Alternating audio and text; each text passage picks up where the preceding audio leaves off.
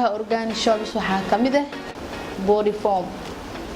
sad u jeedaan in badan dad ayaa yaqaano intaanan aqoonin insha Allah waan u sharxayaa marka body foam waxay noo qabanaysaa maxay ka kooban tahay ayada waxay ka kooban tahay extra gan oo derma ayaa ku jira sidoo kale waxay noo qabanaysaa waxaa kamid ah hadaad maxaan ku dhahdaa skin-kii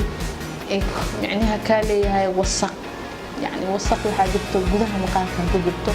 Allah waxay ka caawinaysaa waxa soo dhan inay ka remove gareyso ama ay ka saarto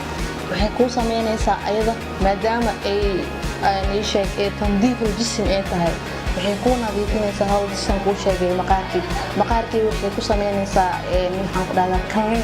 and moisturized skin garanaysaa ama smooth ama kaaga dhigaysaa fresh skin and body foam insha Allah isticmaal wacan sidoo kale waxa ku xigo organic shop inoo keentay telecom powder in badan telecom powder asiga waxa weeyaan waa carfis oo loogu talagalay maqaarka maasha Allah fitamiinad badan ayay leedahay shay walba fitamiin oo loogu talagalay oo maqaarka ayuu leeyahay asiga oo ka caawinaya go'so haduu fitamiinadkaas ay ka lumaan oo dhibaato ayaa la kulmaysaa qodada jirkiyo kala hadaa ku shubtid wax dhibaato ama sadifatiya kuma geysanayso inuu booqtar qaar jiro oo dhibaato ku keenayo oo yaani kan wuxuu ka ilaalinayaa rednesska ama gadgaduudka oo ka ilaalinaya asiga sidoo kale tona maqaarka wuxuu ka dhigayaa fresh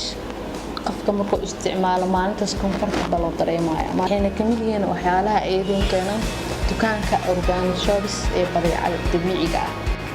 dhammaan macaamiisha organic shop soo dhawaada gacmo